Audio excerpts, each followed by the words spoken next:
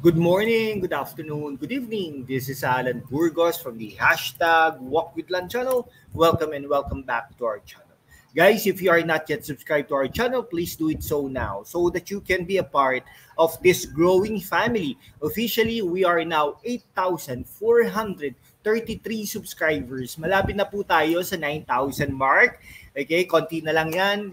Of course, this is not impossible with all your help. I am very grateful. I love you all. Mahal na mahal ko po kayo. God bless you all. And of course, mag-iingat po tayo lagi. Okay? Sige. Ang pag-usapan po natin today ay yung kay yung kay dating Senador Antonio Trillanes na napapabalitang tatakbo na yan natatakbo na yan bilang mayor ng Caloocan City at baka ito ay hudyat na para mapalitan ang mga malapitan diyan sa Caloocan City. Pero tingnan natin syempre hindi naman po titigil ang malapitan upang ganun-ganun na lang ibibigay nila ang pwesto kay dating Senador Antonio Trillanes. Asahan po natin nakikilos din yan mga yan at talagang ipapakita nila ang pagtulong at natulungan nila diyan sa Caloocan City at sana naman pag hindi sila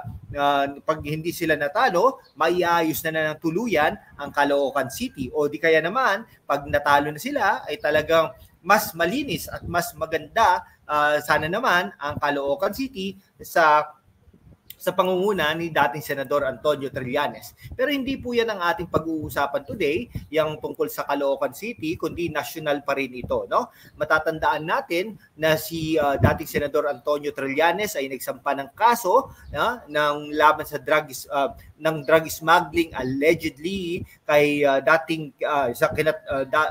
Vice Mayor at ngayon ay kinatawan o congressman ng Davao City na si Pulong Duterte. Ito ay anak ni dating Pangulong Rodrigo Roa Duterte at yung son-in-law ni dating Presidente Rodrigo Roa Duterte na si Hans Carpio. No? Si Hans Carpio po ay ang kabiyak o asawa ni Vice President Sara Duterte at dalawang iba pa, no? Dahil nga po diyan sa pangyayari diyan sa Valenzuela matagal na panahon, no? So may panibagong ebidensya, no, at testigo mag-uugnay kina Davao City Representative Paulo Pulong Duterte, no? Bayaw nitong si Mans Carpio at former Customs Chief Nicanor Faeldon sa pagpasok ng droga sa bansa. No, si Nicanor Faeldon ay dating Customs Commissioner, dating Bucor Chief din yan, na tinalaga ni Pangulong Rodrigo Roa Duterte.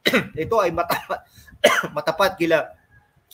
ito sa mga Duterte, no? Ito ay kalaban naman ni dating magkasama ito, no, si Faeldon at si Trillanes, magkaidaran yan, no? Magkasama ito dati sa AFP at dati rin magkasama ito nung nag-aklas sila laban sa panahon ni Gloria Macapagal Arroyo, ngunit nagkahiwalay ng landas, no, in terms of politics. Ang kinampihan ni Faeldon ay sila Duterte at naman siyempre kinalaban ni Trillanes ang mga Duterte, no? Ito ang pahayag ng dating Senador Antonio Trillanes IV sa isang programa, no, sa isang radyo, no, kaugnay sa isinampanyang kaso laban sa mga nabanggit na na personalidad, no, si Duterte, si Carpio at si Faeldon, no. Ayon kay Trillanes, mababaw na dahilan ang pamumulitika para muling niyang buhayin ang issue ng droga sa kasuhan sila dahil nasaksihan sa Senado kung paano niya naiugnay kina Duterte at pag-import ng bawal na gamot. Ayun nga po, no? Yun ang problema. Bakit hindi noong panahon na yun, no? Isinampa mo na. O di kaya naman, baka sabihin, panahon ni Duterte. O di pagkatapos ng panahon ni Duterte, isinampa mo na. Hindi yung ngayon lang, di ba? Kasi tapos lalo na kung ngayon, election season na naman, no? Ayaw nating paupuin, ayaw niyong paupuin ng mga Duterte at ikaw ay gusto mong umupo bilang mayor ng Caloocan City, doon ay iuugnay. Sana naman pagkatapos na lang ng eleksyon o di kaya naman before no, after the election of 2022, something like that, no? Okay. So dagdag pa ni Trillanes, nagsumbong umano ang karibal na nagsusupply ng droga sa bansa dahil napalitan sila ng maupo ng mga Duterte. Nako po, kung totoo yan, napakaano naman, no? Napakagahaman naman ng mga Duterte kung ganyan talaga ang mga pangyayari. No? Bakit po ganoon? No? Bakit po ganoon? Ibig sabihin, nabola lang pala nila ang mga tao, no, sa tindi ng laban nila sa droga. Pero tayo po, naramdaman po natin ang pananahimik ng bansa noong panahon ng mga Duterte, no, yung laban sa mga droga, no, tahimik, pwedeng maglakad sa gabi, tahimik, no, ito pa, yung smoking, no, bawal manigarilyo malapit sa opisina, dapat nilalayo yan sa gitna ng initan, sa gitna ng ulanan, no? Para naman lumayo sila. So nadi-discourage per se yung mga tao na manigarilyo, no? Naiaayos nila ang Boracay, naiaayos nila ang Bohol, naiaayos nila ang Maynila, something like that. So mga libreng sakay na hindi na natin nararamdaman sa ngayon.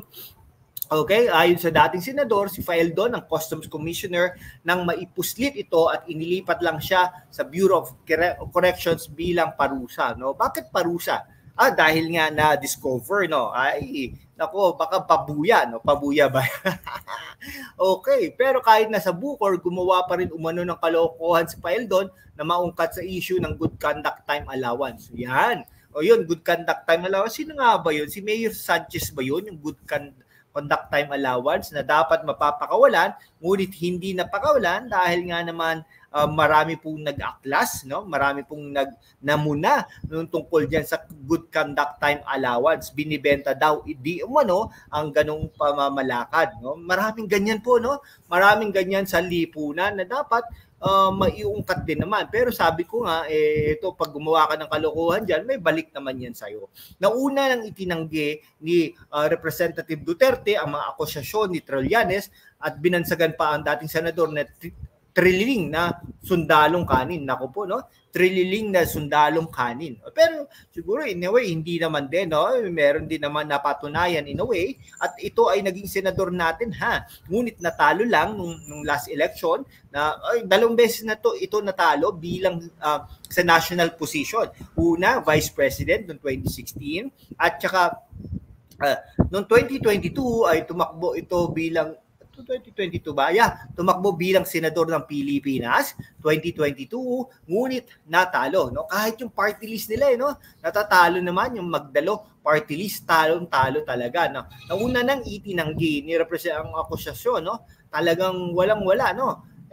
Nakakatuwa ang mga politika at ang lipunan natin in general, no? Ang hirap po ng ganun, no? O sige po, hanggang dito na lang po mga kaibigan ko, ha. Maraming salamat po, no? Please keep on subscribing so that we can be able to continue this advocacy wherein we can be able to promote free discussions among topics here in the Philippines. Thank you so much, guys. God bless you all.